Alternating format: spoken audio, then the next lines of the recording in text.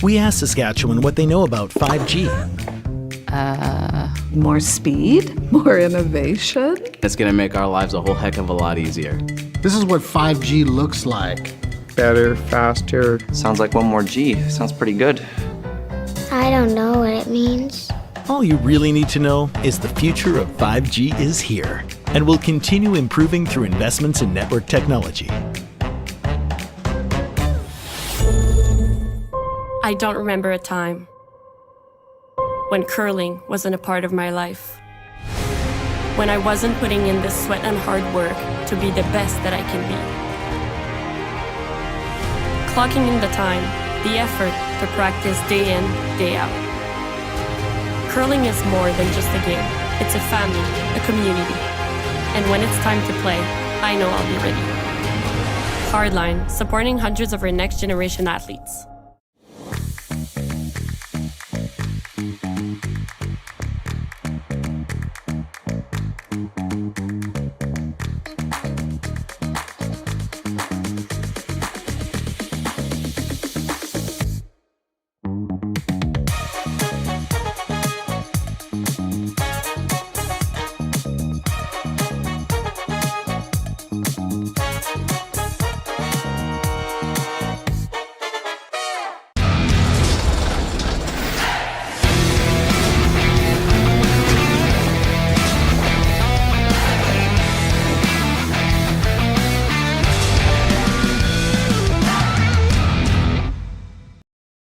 Welcome to the RockShop.net, the official store for the Grand Slam of curling.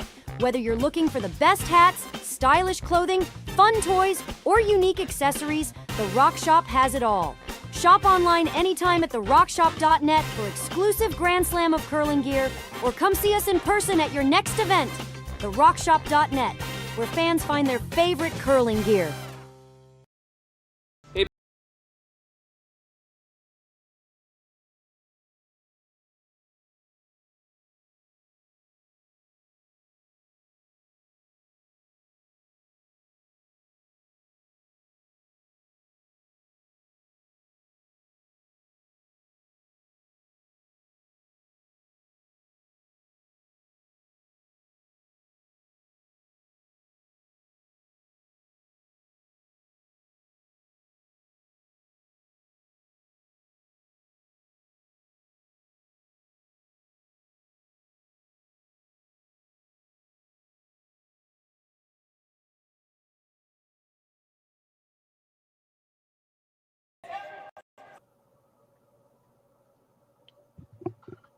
Welcome to Swift's current Saskatchewan, site of the curling stadium Speedy Creek Shootout. To all our fans joining from Japan, konnichiwa, watashi wa Jason desu. Kichiro wa Ryan Jacques desu. My name is Jason Chang. With me is Ryan Jacques, here to bring you the action from the ice to your device. We are having a few technical difficulties, so the video might be a little choppy, but we'll try to get that resolved. Our team working really hard on the ground. Feature match tonight in fact, Rylan Kleiter from Saskatchewan playing against one of these Japanese teams, Team Maeda from Kitami, Japan. Ryan, what do you think about this matchup? We've got Rylan Kleiter moved up the rankings quite a bit this season. I think they're about number 17 or 18 in the world. Maeda around the 30th mark on the World Curling Tour team ranking. So pretty good matchup here. Yeah, we're in for a real treat tonight. We'll get the technical issues sorted out for you real quick here. And yeah, I was just pulling up the rankings and we started talking about that. And yep, you are exactly right. Rylan Kleiter at 17th at the moment and Maeda at 30th. But there's not a whole lot separating those two teams. It's once you get into the top 15 or so, then the teams really start to separate themselves. But these are two teams who they could be really, really competitive in the years ahead. And there's lots of great things for these two young teams. Yeah, and both teams have played a very, very busy schedule. Of course, Rylan Kleiter, their team just came off of the Montana's Brier, had a pretty good performance, just missing out on that playoff round, but they won the Hearing Life Tier 2. Of course, Sasktel tankered the provincial champions to get to the Brier, a number of other playoff performances, so a very busy season for them. And Team Maeda, second place, I think, at their national championships, and also an equally busy season. And that's the way you have to be, right, to climb up the rankings and try to get yourself into those slams. Absolutely. It takes a lot of work, not only on the ice in competition, but obviously tons of training for these guys. And in the off season as well these days, you really need to prepare as much as you can. It's all the other teams are doing it. Yeah, well, we do know that Team Maeda, they're playing the Yellowstones. Is that correct? Actually, they look like they are Kleiter Redstones. playing the Yellowstones. Yeah, it's Team Maeda playing the Redstones. So got that flipped around there on the screen, but we'll get that fixed as well. Well, we'll set things up here. Rylan Kleiter, he is the skip of this team from Saskatoon, Saskatchewan. Joshua Mattern, their third. Matt Hall, the second, of course, originally from Ontario. Call him Mr. Probability. He knows the stats as good as anybody, and Trevor Johnson is He their sure lead. does. And over on the Japanese team, as I mentioned, they're from Kitami, Japan.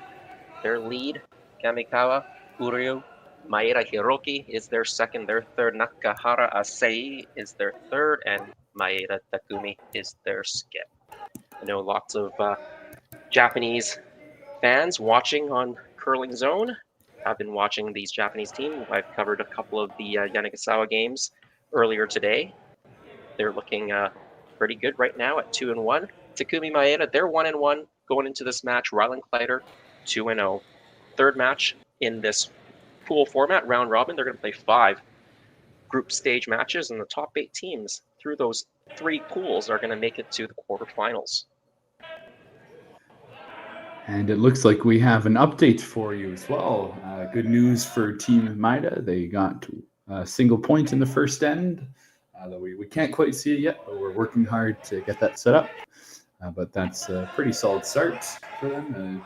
Early in the game, they're not going to be too worried about scoring big points. They just want to make sure they maintain control and keep the game going. Yeah, they're 1-1 going into the first 2 games. Or going into this third game, they had a loss to the Korean team skipped by Lee. They beat Josh Bryden 8-7 earlier today, so this is their third match. Rylan Kleiter. The other 2 teams in this pool is teams going to the World Championships. Xiaoming Xu from China and Velter Guskins from the Netherlands. So good preparation. A lot of international teams right now in Saskatchewan and in this tournament preparing for the Worlds in Moose Jaw not too long from now.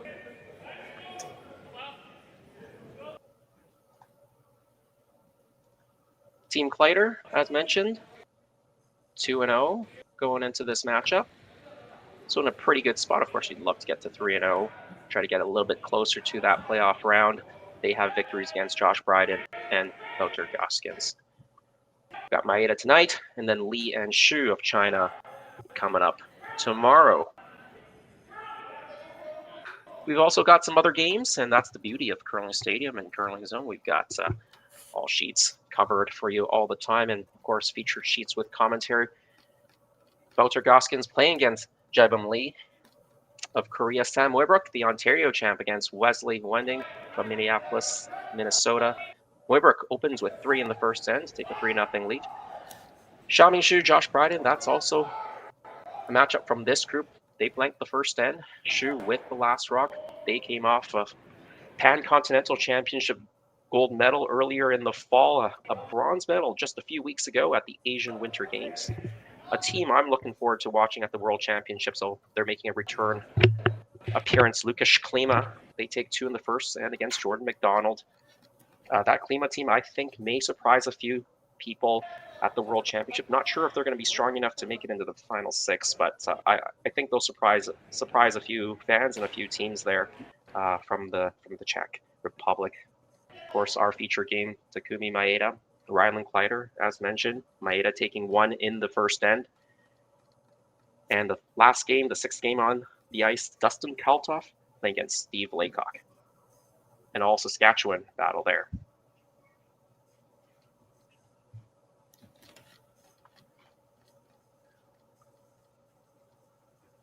Rylan, I know you play a bit on the tour. How much do you know about Team Kleiter? Do you see them a lot on the tour? Yeah, we've seen them a fair number of times. We used to have lots of close games, and we would win, and then they would win. Not so much in the last few years. They've really upped their game, and yeah, they're one of the most solid young teams in the country. They got a bright future ahead of them. And I remember playing in the Kevin Martin summer curling camp, and we were all like 13 or 14 years old, and we were just having lots of fun at that camp together. And it's pretty cool to see what they've all accomplished. And Yeah, I'm you're excited to see what lies ahead for them. well, you're also a very young. So, for young curlers out there aspiring to get to the next level, what kind of advice do you have, and what do you think that the Kleiter team has done to get to that next level? They're kind of on the cusp of being an elite team now, right there in that next tier of teams. Absolutely. I think basically that they've just gone all in. They're kind of, brute forcing it with so much practice, great fitness regimens within the team, and just really all well connected as a team, because the three of them, Matt joined the team more recently, but the three of them have been playing together for probably over a decade at this point. So there's a lot of team chemistry there as well, and they've just built through the years, and they had a great addition in Matt when he joined the team. And Yeah, that was a really great pick. And of course, Matt is no stranger to going out of province to find a winning team. He's of course a Canadian World Junior champion with Tyler Tardy as well, when Tardy was playing juniors out of BC, and Matt was at the time out of Ontario. That's right. He's one of the top young curlers as well, and like you said, he's big into the stats.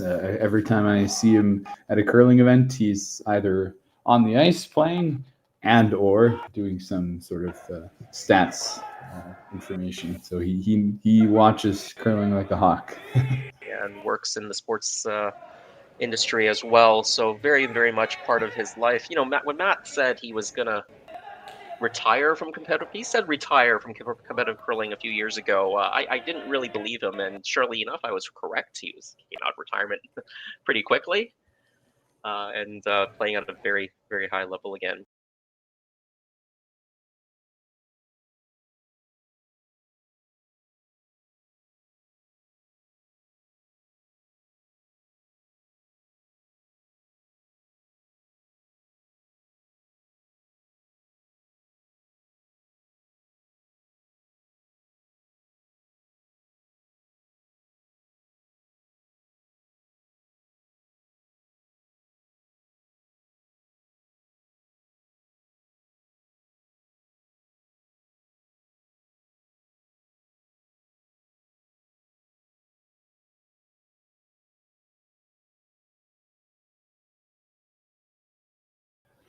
Ooh, I've got to say, I think either Mount or Adine will pull it out this year. Though I know some people don't like how Mount got there, but that is the team that we'll be representing. So we'll see what happens. Is it next week already? Time sure flies. That's right, next week in Moose Jaw, just around the corner, or around the block from this tournament. And we talk about Mowat, and some people are perplexed or not sure why the Scottish do things the way they are. But I think all the teams in Scotland know going into the season that they have a selection mechanism that takes into account a number of factors, and performance at tournaments is one of them, and their national championships is one of them. But they all know that the winner of the nationals don't necessarily get to go. They look at a number of different factors. So, I think if you knew that the nationals was the event that takes you to the World Championships by winning it, you would then try to peak for your season at the nationals. But I think the selection committee in Scotland, and I don't know for sure, but maybe are prioritizing international performances, including those at the slams and against the top teams around the world, because that's who you're going to play at the World Championships. And on that metric, Bruce Mowat, slightly higher ranked than Ross Mowat, and has had slightly more success this year, winning a few slams. Totally. Well, some good news here. We can see the setup in the second end.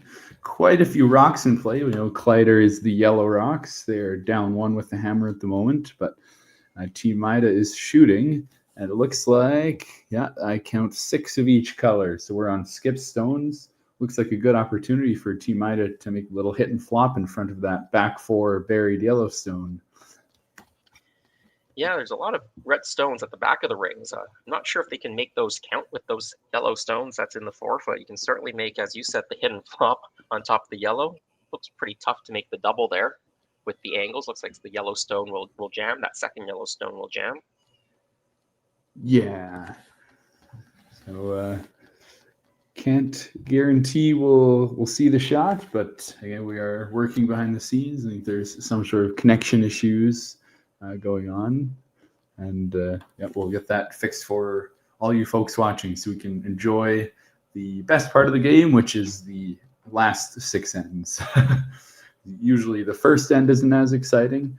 I'm sure they pretty much mostly ran it up and down, but this second end is looking pretty intriguing.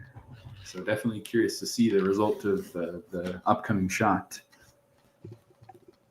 Of course, the Winter Olympics around the corner, 2026 in Milano Cortina. Of course, a lot of these countries already know who they're going to send to the Olympics, or at least some of these countries do.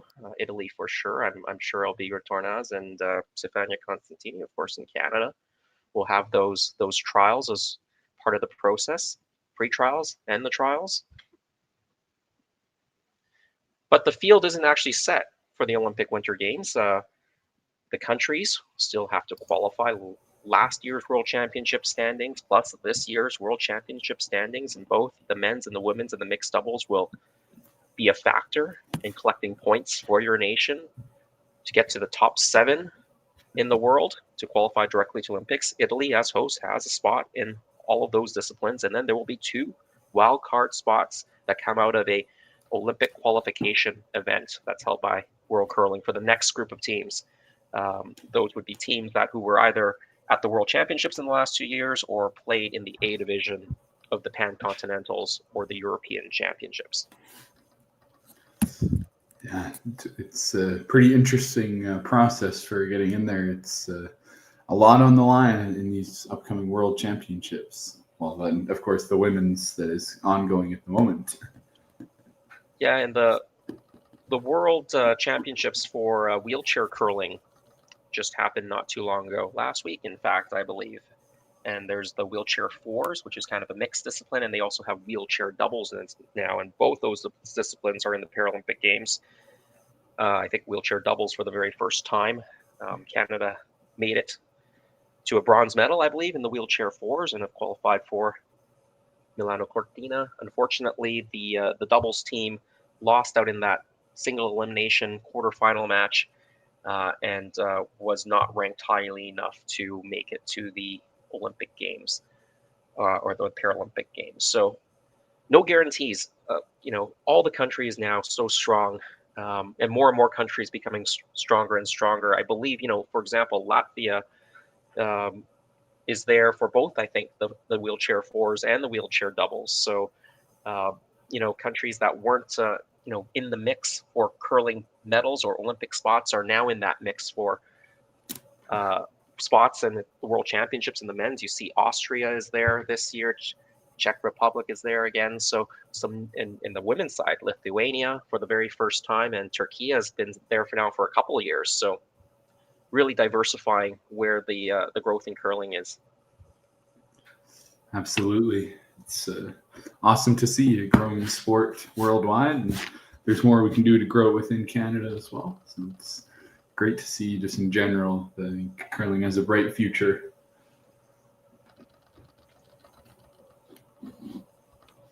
Having a quick look at the other scores. Onto the third end we go for the game between Xiaoming Xu of China and Josh Bryden of Saskatchewan. 2 blank ends to open. So Xu maintaining last stone advantage in the third end.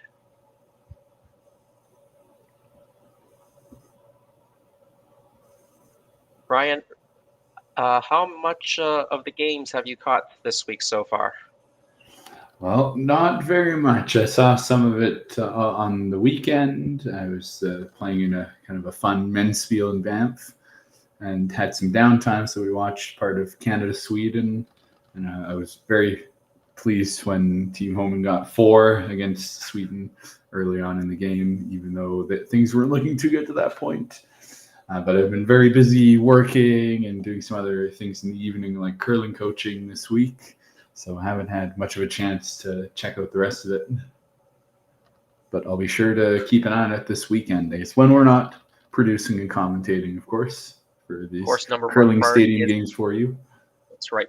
Number one priority is to bring you action from the ice to your device, and we're still working on getting it to your device on a rolling live basis here for this draw. But if you're still with us, thanks very much. And if you're on the YouTube channel, leave us a comment. Tell us where you're from. We are trying to get those images unfrozen. And while we're here, I have another fun fact as well. So these teams, according to Curling Zone, have only met twice in the past. They met and both at the ATB Okotoks Classic. That's in Okotoks, Alberta, Canada. And the first game, Team Maeda won 3-2. That was in September 2023. And pretty much exactly 1 year later, Kleiter got the revenge and beat Team Maeda 5-2. So this is a big game for both these teams. Someone's going to take the advantage. Yeah. The rubber match, so to speak.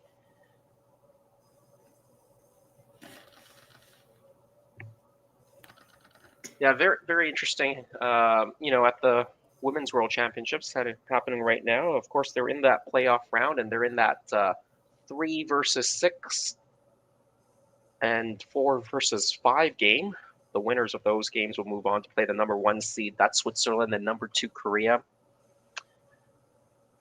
I know a lot of the Japanese fans here were watching the Japanese games on NHK, or maybe a little bit of a disappointing performance, 9th place for the Japanese team at the World Championships. I was pegging them to do just a little bit better than that. Yeah, same over here, but they've got some really great fans behind them, so I know they'll be back even stronger next year.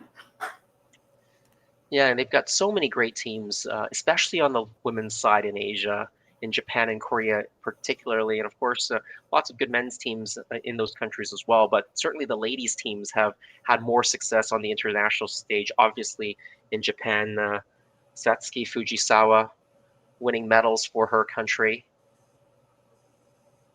Eunji Kim in Korea, of course, that incredible silver medal at the home Olympics.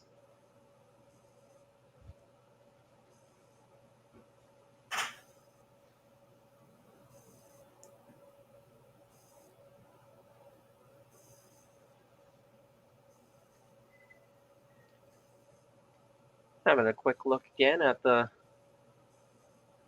other sheets. Want to see if we've got some score updates.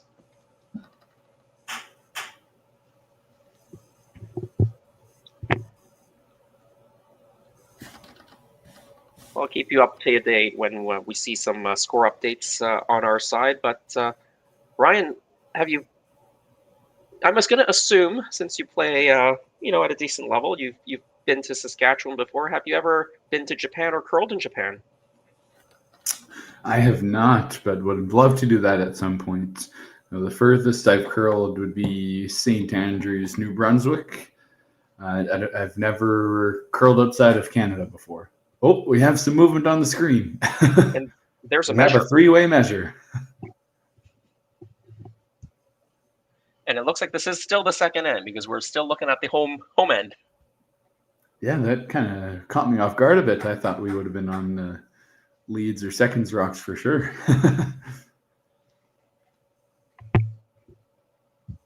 And unfortunately, we don't know how many rocks scored outside of this, but very interesting to note, like you were saying earlier, Jason, you were wondering if they could make that double in the middle and get some of those red rocks in the back to count. I wonder if this is a big steal here.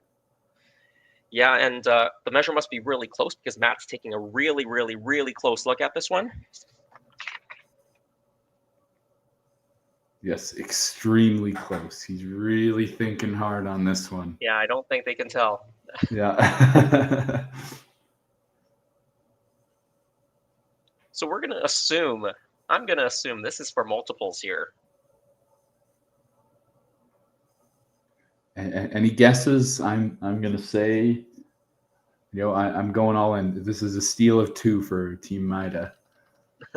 I can feel it. You can feel it. Yes. No guesses from me. Well, we will find out shortly. I'm sure we will, at the very least, see the score. Oh, Team Maeda throwing first, I believe. It's hard to count the rocks when they're in the pile like that. I think we're a couple rocks in already.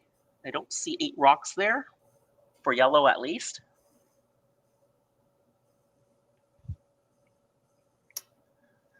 Yeah, it's just a blob of yellow. I couldn't tell you how much is over there. Oh, there is 1 yellow in there. So Team Kleiter got at least 1 point in the second end. And they went into the house, so I'm going to presume that Kleiter got 2, maybe even 3 points. Yeah, more than 1 is, I think, a good guess, unless that rock just was called as a guard and slipped in. I guess that's possible. Ooh, not very often for these guys. It's a very solid game that we are hoping to see in very smooth fashion very soon here. Yeah, and if it has improved. Yeah, we've got a little bit of movement at least. It's a 4 for Rylan Kleiter. That's what's on the scoreboard. Wow. Well, big end there.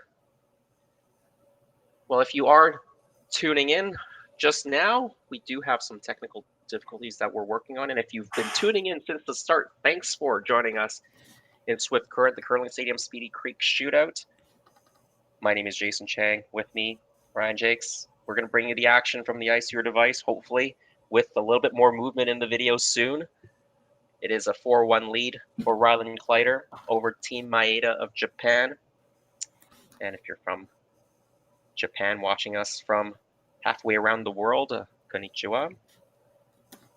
Great to have you joining us. We've got some of the best fans are in Japan, and it's one of my favorite countries to visit. I know you haven't gotten the chance, but you should make it a priority. Put it on your bucket list. Yes, I'm hoping to go there someday, maybe even the next couple of years. I don't have any huge trips planned, so why not? Yeah, they've got such a great grassroots. Sorry, Ryan. I was saying in Japan they've got a great curling culture there. A great grassroots program as well. I know there's some countries who don't have a lot of club curlers or recreational curlers, but not in Japan. There's a ton of recreational curlers as well as competitive and elite curlers.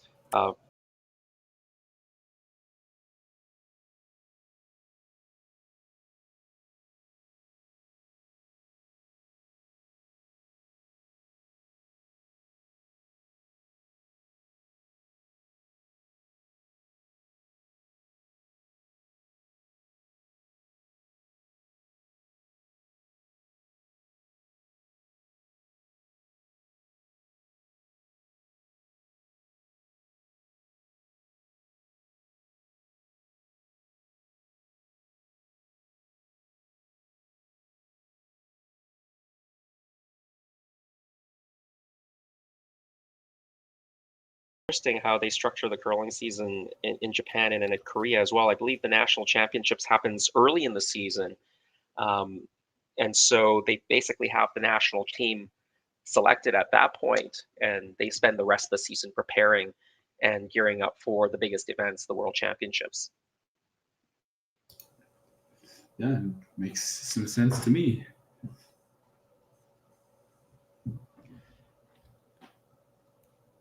Quickly having a look at the scores on some of the other sheets. Sam Wibrook took 3 in the first, stole 1 in the second. He leads Wesley Wendling 4-0. They're in the third end of play. Lukas Klima, the team that I said look out for at the upcoming World Championships, they took 2 in the first, stole 1 in the second. They're up 3-0 over Jordan McDonald.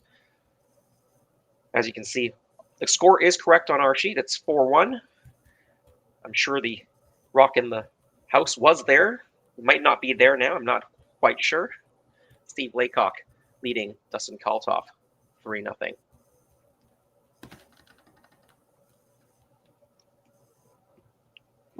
I'm not sure if Steve Laycock is actually playing because I believe he was at the mixed doubles national championships in Prince Edward Island recently.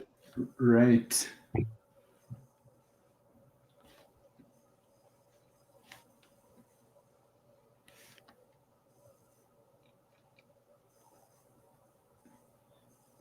Yeah, maybe we should take a look at what's going on over there as well. And I was just telling you, Jason, before the game, that my sister, Rachel Jakes, qualified for the junior nationals, which is in PEI right after the mixed doubles there. So she is very excited for that, leaving tonight. And go team. Yeah, good luck to her. And while we're congratulating people, I'm going to say happy birthday to my daughter, who just turned 5 today, my older daughter, Cailey. Oh, awesome. We just had cake just before this broadcast started, so although it's past her bedtime, she should be going to bed. Right. What do you mean? It's only 8:30 out here in Alberta. If she's working off Alberta time, I guess she's okay. Exactly.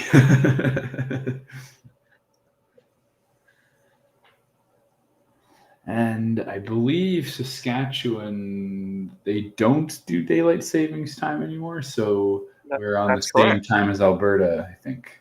That's right. They're on the mountain time, I guess, now, 2 hours from Eastern. Yep. Whereas otherwise they're on the central time zone with Manitoba. Yeah, that threw me off when they changed that. I don't know when they changed it, but it wasn't too long ago, I don't think.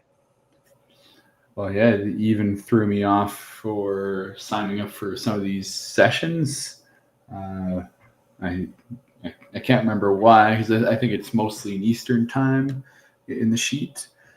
But I think it also might have said Central time when I was signing up, and I thought that it's always 1 hour difference. So I'm glad I confirmed what I thought it was.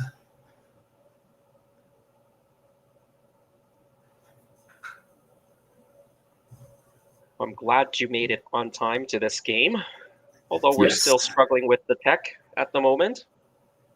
You're still with us. Thanks for listening in. Glad I'm having this conversation with you, Ryan, and sharing some thoughts about this game and some other curling tidbits and stories with our fans, wherever they might be. That's the beauty of Curling Stadium. You can watch anywhere on any device. Usually. 99% of the time. Yeah, we haven't seen much yet, but yeah, we've had some good discussions. It's good to see, and I'm sure we'll be sorted out shortly here. Definitely hope so. We want to see some curling action. Yeah, I'm just looking over at another sheet. 1-1 tie. Wouter Goskins from the Netherlands out of Zoetermeer. I've actually curled there. It's Jaibam Lee of Korea from Wisong, and I've also curled there as well. Oh, wow. You are Mr. Worldwide. That's awesome. And then here I am. I've barely even curled outside of Alberta. I've gone to BC, Saskatchewan, one event in Ontario, and then one in New Brunswick. Oh, I totally forgot about something. I did go play in Phoenix last year in Arizona. January. That felt very nice, yes. It was now, is that the Golden Wrench, or is that a different event? That's the one, yep.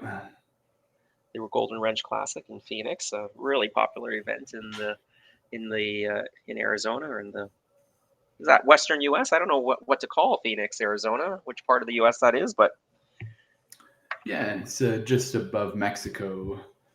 It's next to California, right on the Mexican border. So southwestern, I guess. Yeah. But it's very convenient from Alberta. You just go straight south. And it's a very well-timed event in January. You know, the prairies of Canada are not known for being the warmest or the most exciting during the winter. So Yeah, the most brutal months. But you know, from when you're from Alberta, Saskatchewan, Manitoba, you don't typically have to travel too far to find great events to curl in. Some of these teams, of course, from around the other parts of the world, they've got some great events in Japan, but they tend to be stacked earlier in the season. And of course, you want to get out and compete against the other teams around the world and throughout the curling season. So many of these teams from Japan and Korea, China, and the European teams, they do spend a lot of time in North America, particularly, you know, in this period after Christmas, leading into the World Championships. For sure. No, I'm very fortunate to be in Alberta. You can spend the entire season in Alberta and play at least 2, maybe even 3 competitive events per month. So it's really great to see. But yeah, a lot of these teams have to travel far for competition. Even places like BC don't have as many events that you can attend. Yeah, you're right. I know some friends who were from Ontario and moved out to BC.